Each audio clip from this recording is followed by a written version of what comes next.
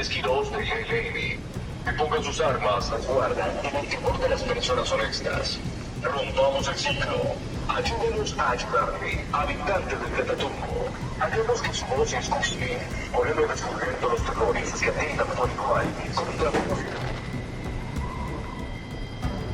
A veces las cosas malas pasan por el silencio de los buenos.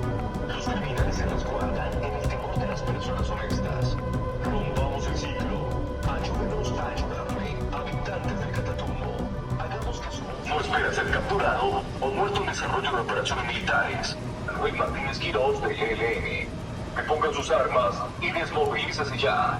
El Ejército Nacional es respetuoso de los derechos humanos y del derecho internacional humanitario.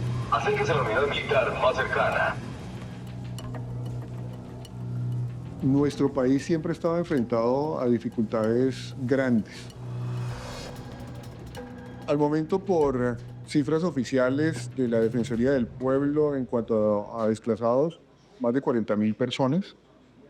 Seguimos continuando con nuestra programación de Arriba Colombia, compartiendo con todos los fieles oyentes de la radio del Ejército. Seguimos con más mensajes que nos envían a esta hora en la misión. Seguimos con la campaña.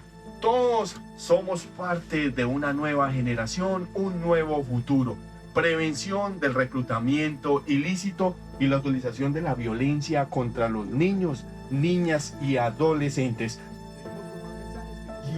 Recompensas hasta de 3.000 millones de pesos por quienes están en el nivel superior de la dirección del Ejército de Liberación Nacional.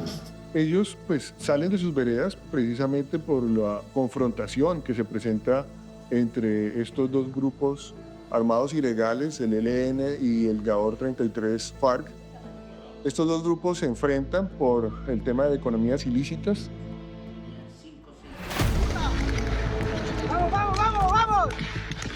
Vamos, métale la metra aquí para allá, ¿verdad? Métale la metra aquí para allá. Póngala ahí.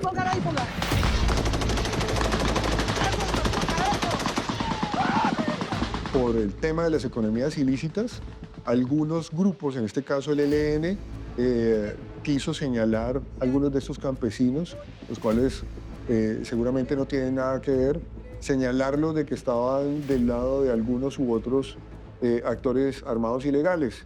Y esto hizo que los criminales del ELN asesinaran civiles.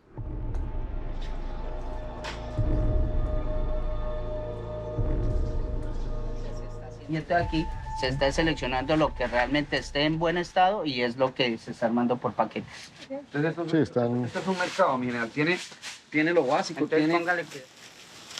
ahí sale. Siguen llegando, pero ya en una proporción muy mínima, afortunadamente, porque pues ya se busca que con lo que se ha hecho el momento,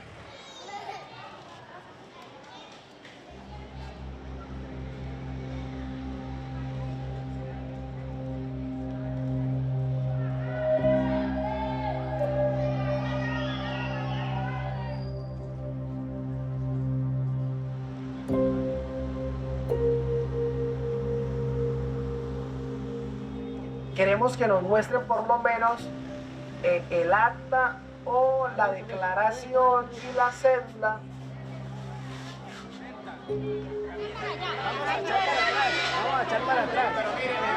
Vamos a echar para atrás. Mi nombre es Yamile Silva Atuesta. Yo vengo de la comunidad Santa Alicia Cotochorros. Nosotros al ver de que sucedió esa masacre, que no se supo, fue la margen de la ley que lo mataron, entonces nosotros recorrimos a salir, porque nos enviaron un audio donde teníamos que todo el mundo emigrar por las circunstancias de lo que estaba sucediendo.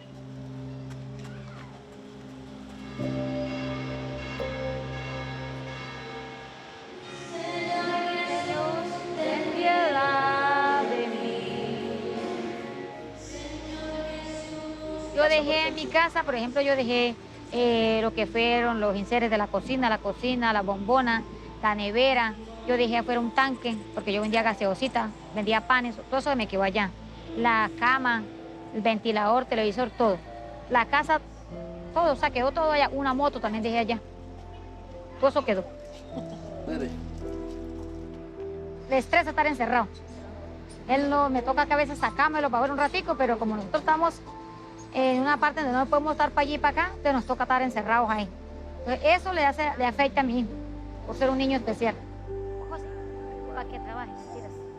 Ahí se tiene que luchar. Demasiado. Por tanta mortandad que ha pasado. Pues ese es un papel muy importante que juega ahí, porque prácticamente se están matando por eso, por la droga, por la cocaína, porque eso es lo que cultivan más por allá.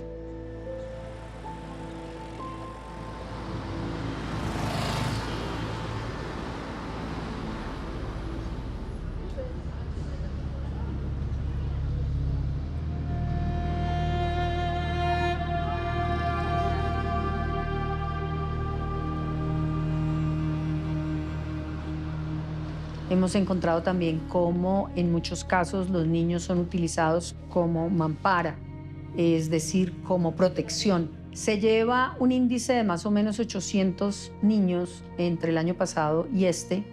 El reclutamiento forzado es un delito de guerra. Los efectos en muchos casos son irreparables. El gobierno colombiano está, digamos, tratando de evitar que se recluten los niños. Se están poniendo como condiciones de mesa de diálogo la posibilidad de que los grupos no vuelvan a reclutar los niños. La erradicación manual costó muchas vidas, muchísimas. Policías, erradicadores que eran sorprendidos por explosivos que dejaban en los cultivos. Que hay formas de erradicación de la hoja de coca, pero se le ha apostado a la sustitución de cultivos. Bueno, mis esperanzas es que el proceso de paz algún día de verdad se materialice con protección de la población civil.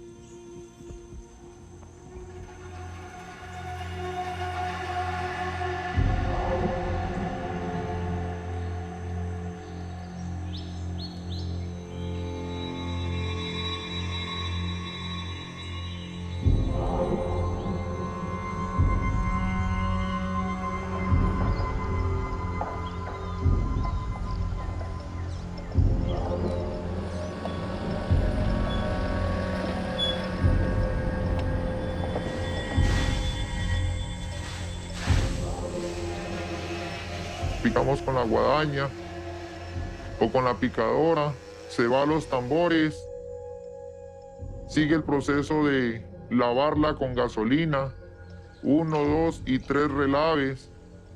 La gasolina se encarga de sacarle toda la coca a la hoja después de haberle echado los químicos.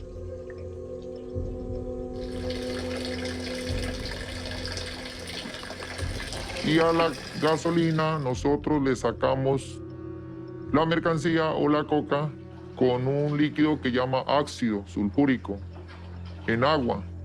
Cuando ya tenemos la coca o la mercancía en la agua de ácido sulfúrico, pasamos al siguiente tema de echarle otro químico para cortar la mercancía, para sacar la mercancía. De ahí sigue el proceso de tener la mercancía en la mano, fritarla en una olla a fuego, todo lo que alcance en fuego, retirarle lo que es la cachaza, el agua, el mugre, limpiarla que quede el mero aceite.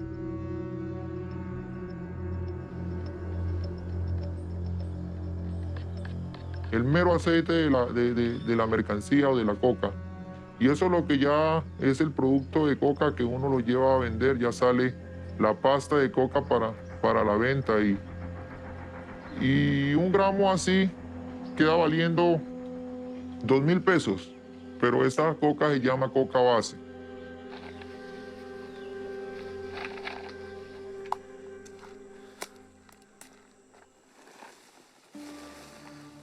Siempre son grupos armados porque ellos son los que mandan en la zona, ellos son los que ponen las órdenes.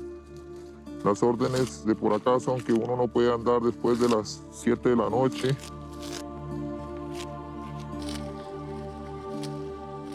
Porque lo atacan por el aire, los helicópteros, por el suelo, los erradicadores, el ejército, narcóticos, fiscalía, policía, el gobierno atacar al campesino. Yo creo que habemos más familias involucradas en el tema de la coca porque es lo único que nos está generando empleo, lo único que nos está dando la formita de sobrevivir, porque el campesino no tiene otra alternativa, porque es que estamos muy abandonados del gobierno.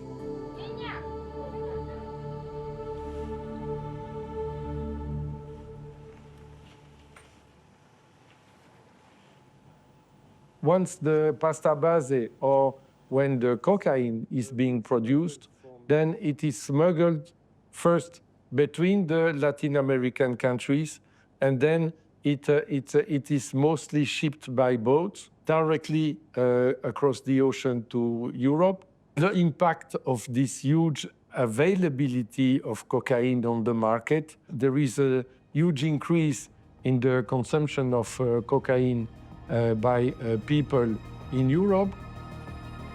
The criminal organization, they use very sophisticated methods to market their products in order to increase the customers' basis.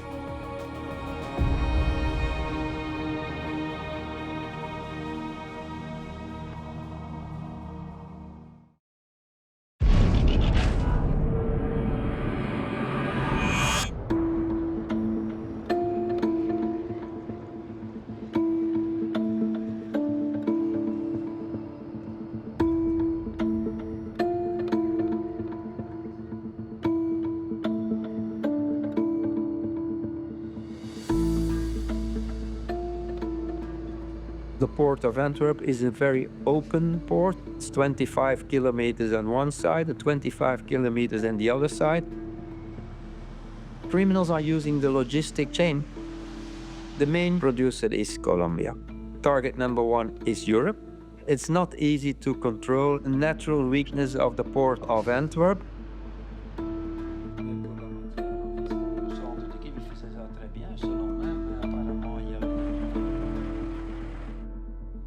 It's very important that criminals do not have the opportunity to take out the drugs before the customs arrive.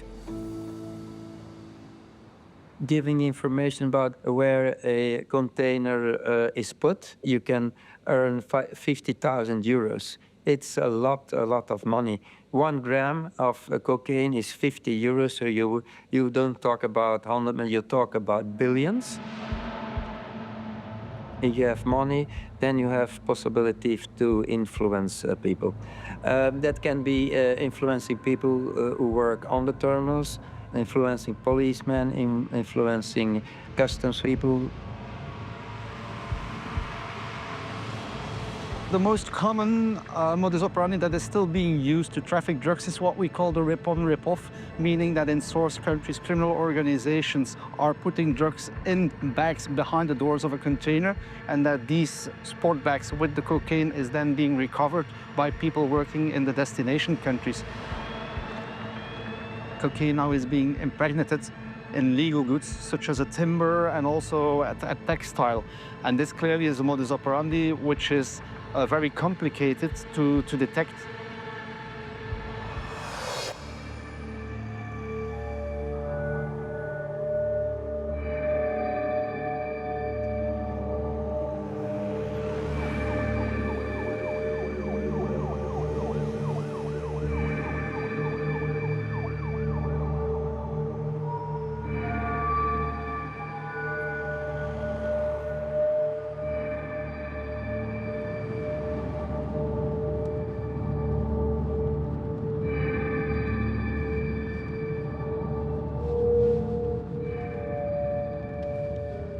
I've been doing this since I was 14 years old.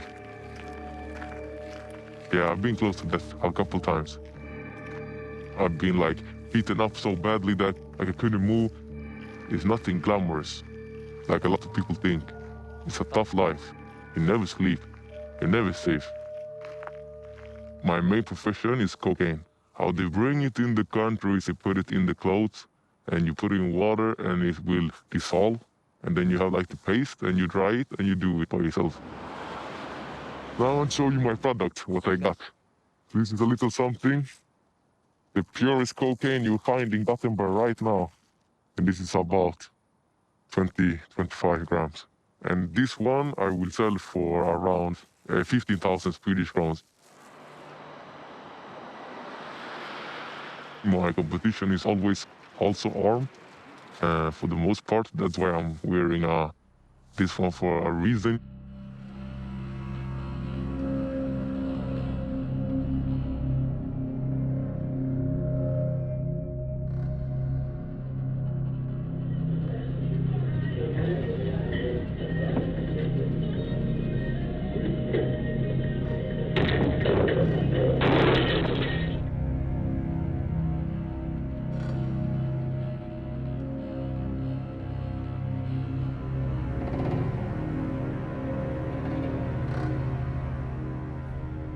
How a kid gets recruited is not like very difficult.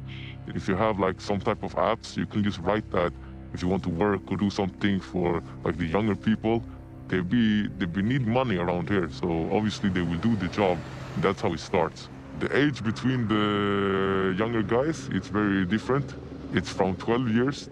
They are like my little brothers and we are loyal to each other. So if I tell them to go and shoot someone, they will do it right if I tell them.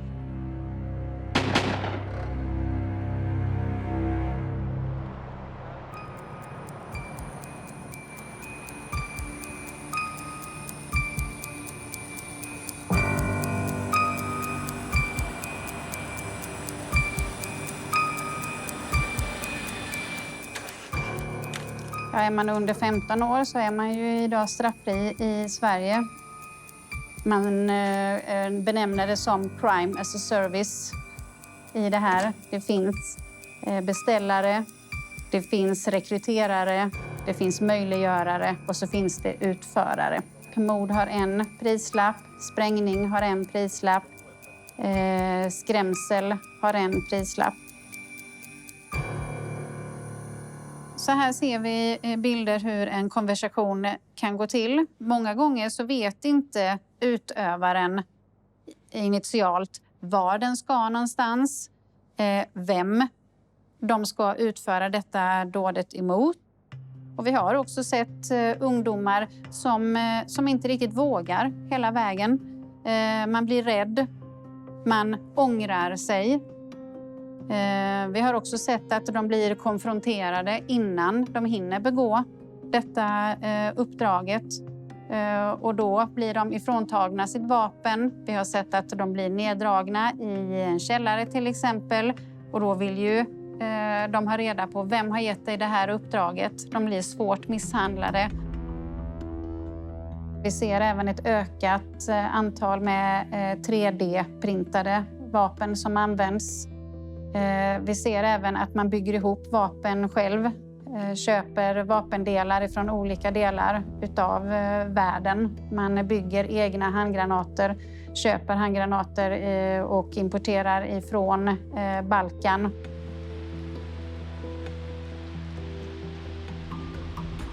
The Swedish drug policy has not changed much during the last 50 years. It's on 3 legs. It's repression, treatment and prevention, and it's still that approach that Sweden has. Sweden has a history of being one of the worst in Europe. It has become a little bit better, but we're still among the countries who have the highest level of drug-related deaths, and that's bad.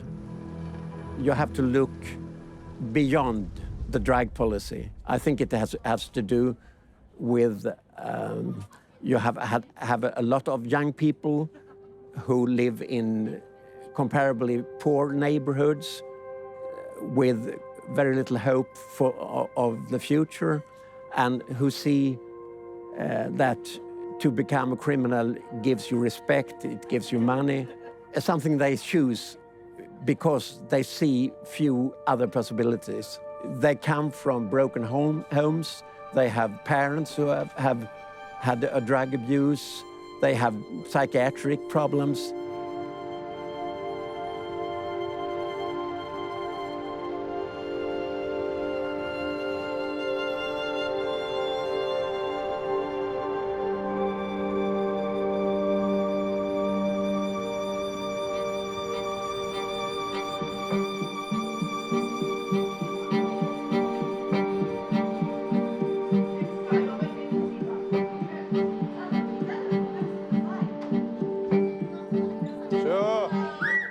Vi konkurrerar egentligen med det de finner ute på gatan, där de kan bli rekryterade till gäng till exempel. Stigmatiseringen är också liksom en faktor att ta in. Det finns väldigt många faktorer. Liksom, man är liksom, att vara 15-åring och växa upp i Nydala idag, du är nästan dömd, är du, innan du ens har hunnit växa upp, att faktiskt misslyckas. Och detta tack vare liksom olika attacker från hela samhället, vill jag påstå. Hur går det? Och detta på grund av att man då vill profilera människor som har invandrarbakgrund, av människor som då har en Gucci-keps till exempel, eller som bor i dessa områden. Man profilerar ju. Så det är ju ett exempel på en stigmatisering. Allt det här skapar ju en negativ bild av en själv som du måste växa upp med. Vi är ett alternativ till det. Vi försöker stärka barnen.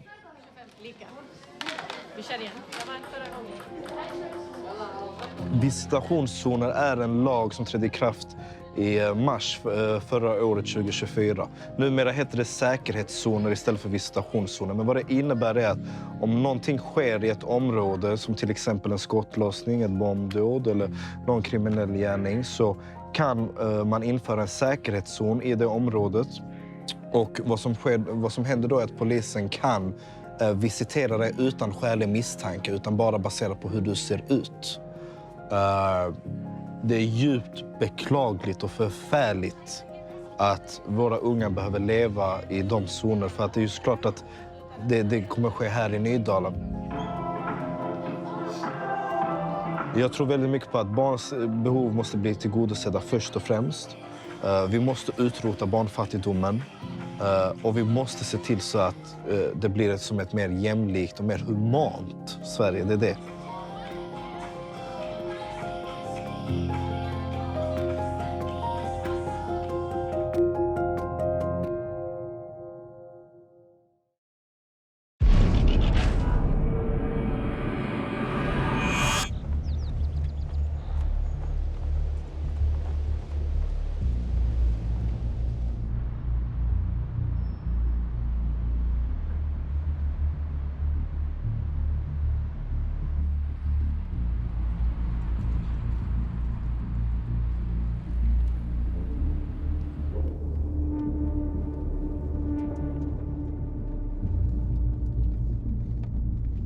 Dus dit zijn wijken waar heel veel berovingen plaatsvinden. Inbraken, diefstallen met geweld. Eigenlijk een paar honderd meter rechtdoor en dan naar links. Daar ben ik opgegroeid. Ik weet nog wel dat ik in mijn jeugd ruzie had met een paar jongens. En toen had ik een boksbeugel bij me. En een maatje van mij die zei, nee man, daar heb je niks aan. Neem dit ding maar. En die duwde een Colt 45 in mijn handen. Daar is ook in het mokromafia-traject is hier een liquidatie geweest op straat.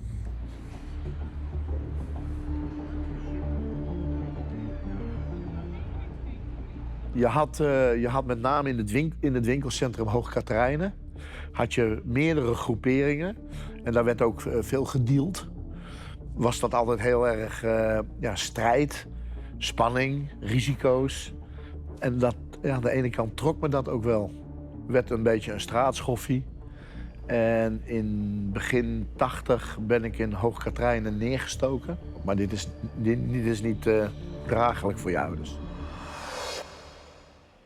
Toen ben ik in een soort randgroep jongerenproject voor defensie en politie meegekomen. Dat was natuurlijk op zich wel heel gek, want ik ging een traject in voor de politie. En En eerst gaf ik te kennen van ja, maar ja, weet je, hoe kunnen ze mij dat nou laten doen? En toen zei hij heel mooi, ja, met boefjes vang je boefjes. Gestopt bij de politie om mijn droom te verwezenlijken. Dat was een sportschool.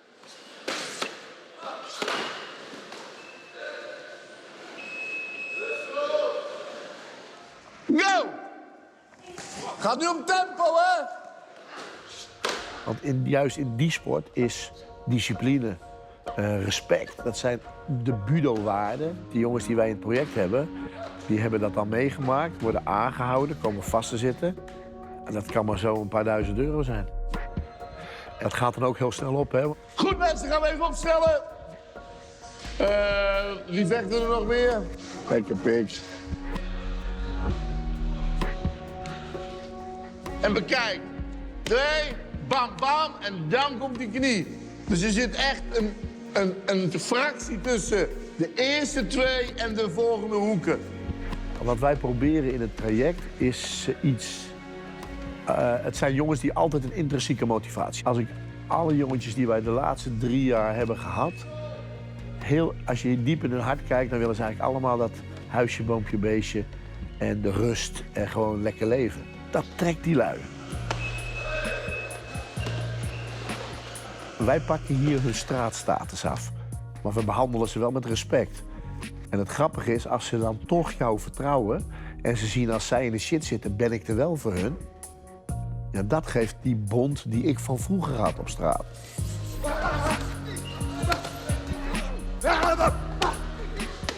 Nou, wat we doen als we hier jongens hebben die onder juridische voorwaarden hier een dagbesteding hebben... dan bouwen we een appgroep om deze jongen heen. Nou, hier zie je dat hij dus aangeeft, ik ga nu gymmen, 1,5 uur. Blablabla, ik ben er al, ik vertrek nu. Daarna vertrek ik naar de moskee, maar dan zie je de controle van, ben je al terug? En ja, zo bouwen we dan om degenen die het nodig hebben, bouwen we een WhatsApp-groep. Sommige jongens die trek je niet eruit. En die vallen terug en die gaan wel voor het snelle geld. Of zitten onder een te hoge druk, dat ze het niet kunnen verkopen. Dat zijn natuurlijk maffia-taferelen die wij in Nederland hier niet gekend hebben. En dat gebeurt nu, al die liquidaties hè, met die Klasnikovs.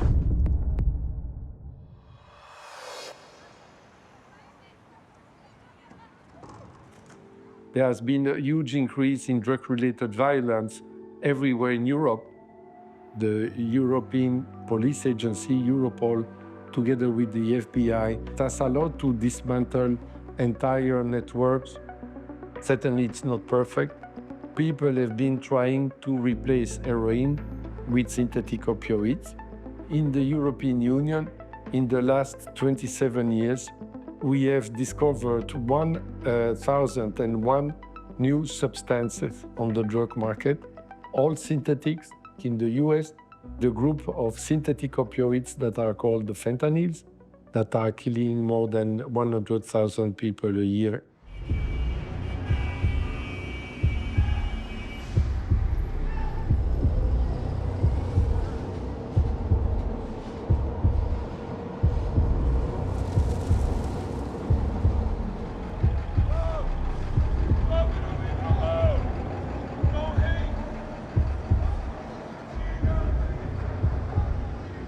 Thing that's taking over is the mixtures with heroin, such as tranq. Some of the things we see happening to individuals that is alarming, the loss of limbs, fingers, feet, legs. That's alarming. And I would say that's one of the biggest changes and one of the things that's most concerning. Her whole hand is black. So eventually they'll have to take from here down off because this is all dead. I think they come with the attitude, and some of them can be polite when they ask us to, but some of them are very mean, and it's just stressful having them around and everywhere you sit. Like I had surgery and I'm homeless. I had surgery on my back recently, and I'm constantly being told that I can't sit.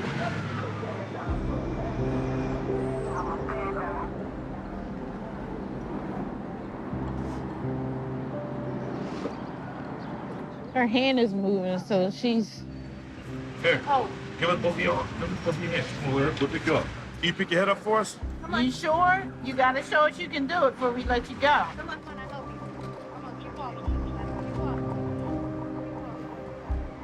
They filled that whole thing up with needles from around here. We started at 9 o'clock this morning.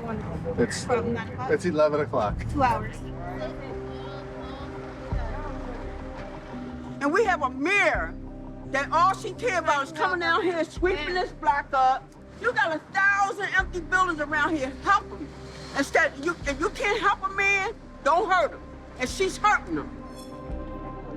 We do special initiatives where we come out, we remove abandoned vehicles, we seal up abandoned homes. I don't know if you heard it earlier, but they sealed the property and immediately members of the addicted population went into the back of the property. So we'll get those properties resealed, we'll have sanitation come out and clean these areas. Different business associations, one of the things that they mention on a regular basis is they're happy to see police officers.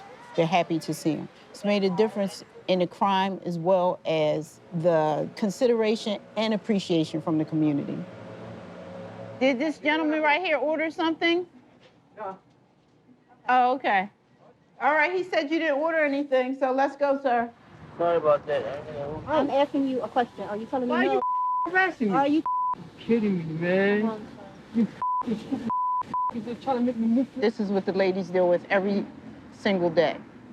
This lady, she was doing drugs in the playground, and we asked her to leave, and she turned aggressive, and she punched me in the face. Yes, so we controlled everything, and she was detained.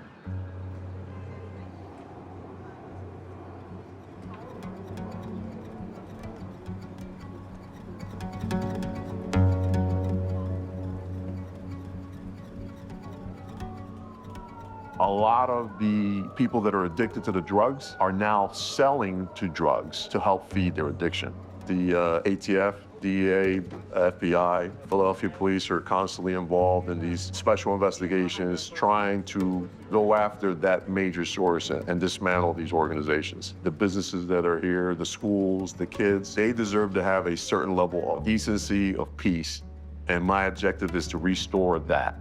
K-12-7-2, Rodriguez, rear guard, roll left. We've seen the opioid epidemic explode in this community. We basically become the ground zero. There are people that are dying on our streets. It's transitioned today to heroin, now fentanyl laced with xylazine or tranq, right? What I've seen is the drugs that the fentanyl that people are addicted to now is literally rotting people from the inside out. This is a rich market to make a lot of money, and they come here purposely to establish their criminal enterprise and make as much money as they can. So it's complicated, right?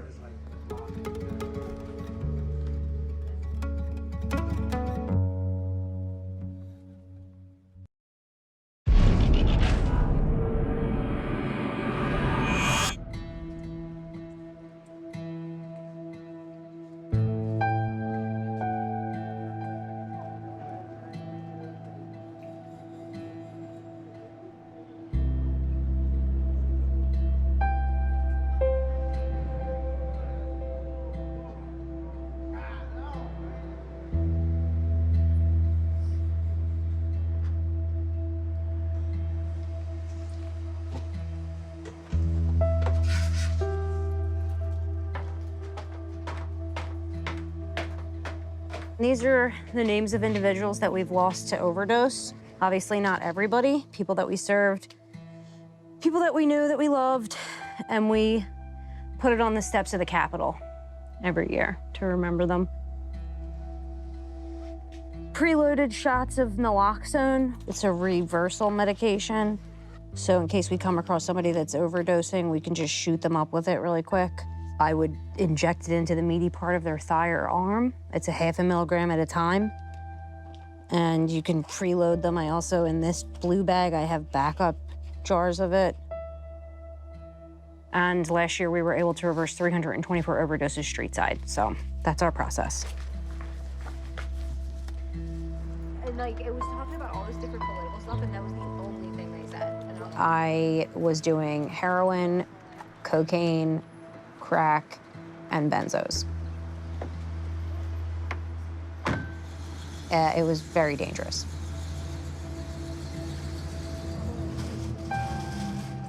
You guys want waters? Here, Mom. I kind of fell into my recovery journey. I was tossed out a second-story window and then taken to a vacant lot. Snacks? And ended up in the intensive care unit. No, I tried to call a couple times and nobody picked up, and I was like, I'm just gonna. No, that's our number from Kensington Ave. You gotta take my cell. I'll give you my card. Hey, hey, hey, hey, hey, hey, hey, hey, baby, please, whatever you need, just tell me. Just tell me what you need. Just tell me what you need. Just tell me what you need. Pay attention to me. What do you need? I'm Sarah. Can I get it for you? So you wait, and you promise no more touching? We're not gonna, nobody? I know, but you're gonna stay here with me, right? And I'm gonna get you a bag. Thank you. Thank you. Okay, beautiful. Sweatpants, waters, everything you need. Thank you.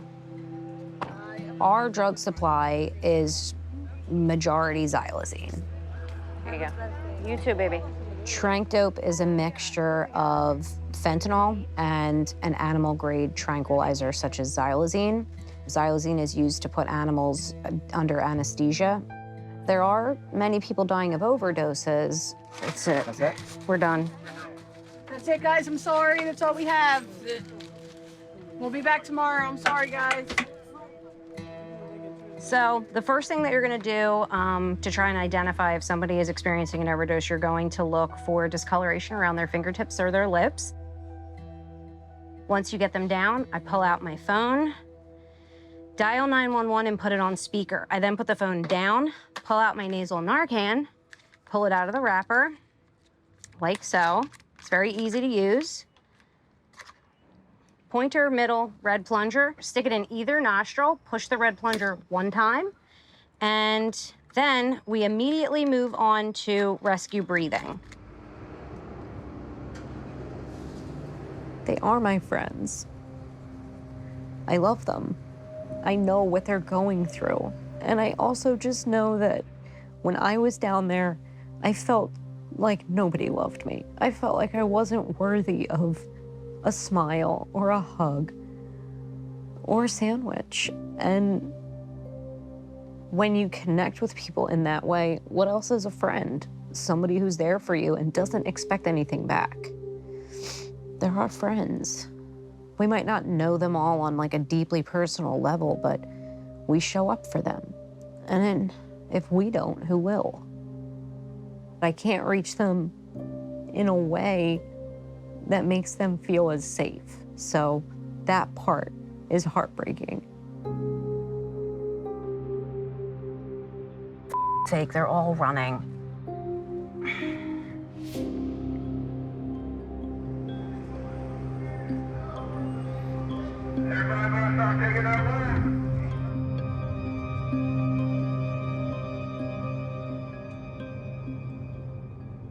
The availability of the illegal narcotics in this specific area has attracted a large populace, right? I challenge the notion that a lot of these folks are truly unsheltered or homeless. I really think that the impetus of why they're here is to feed their addiction.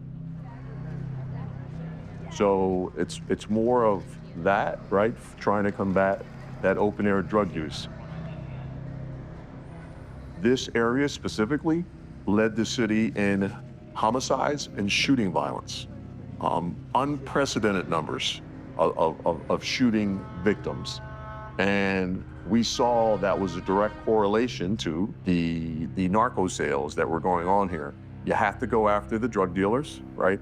But the other thing is I have to come back from the other side and remove that market from the buyer, right? Being able to, again, unconventionally come after a lot of these individuals who are addicted to these drugs and try to engage them as much as possible to provide them with social services to get out of this lifestyle and leave the area.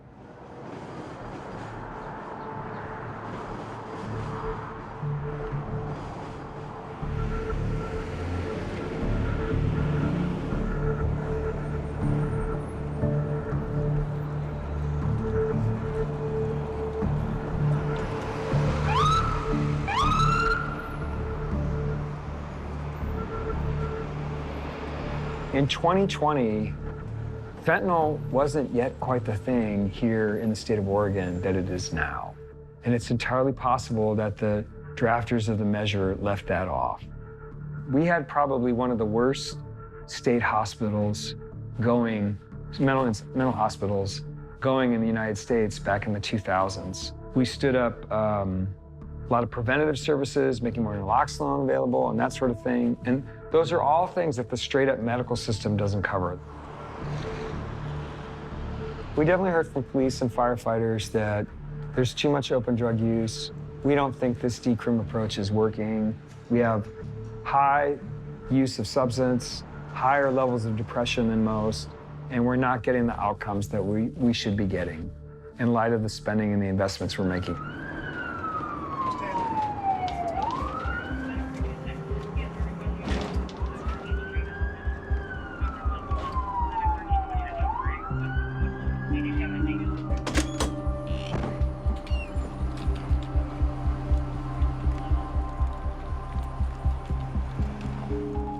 We have 2 overdose response teams where we get tapped to all of the low acuity calls still, but we are the main team that goes to the overdoses during the day. It's fentanyl and then all of the different subsets of fentanyl that they've been making, whether the trank or now it's the purple pill, which is mixed with benzos or anything like that, is causing overdoses and then just the long-term downtime. There's tearing and their nose will run and they'll vomit and they'll be cold and then they'll be hot.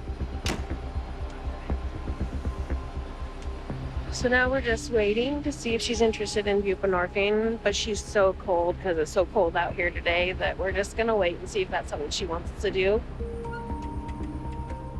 So I kind of just need a thought from you on what you're thinking. If you want to go down that path or if you just want us to leave you be. I know, it's so hard right now. It's so hard. Do you have family around here? What's Mom's name? Hello? Hi, my name's Melissa. I'm with Portland Fire and Rescue Chat Team. And we have your daughter here, and she would like to speak with you if that's okay. Yeah. We're sitting with a friend, and I don't know, I haven't been sleeping and eating good, and overdosed? Yeah, I overdosed, but they didn't have to Narcan me, they just, yeah. Did they Narcan you? No, they didn't have to. Okay, so now what? We connected her back with Mom, who hasn't seen her in a week. And Mom understands the fight. Mom seems like she's a nurse in the trauma center, so she sees the other side, or the side that we drop off, you know? And so she's gonna be home with Mom, and then she has resources that we're able to help her with.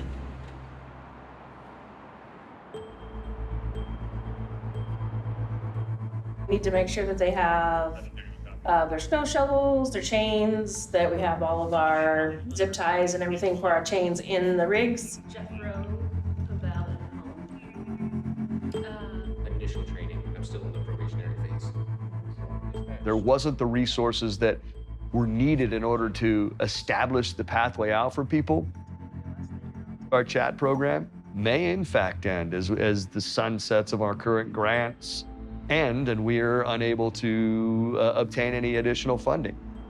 The reality is we had hard drug users on our street prior to Measure 110. It certainly increased a lot after Measure 110 occurred.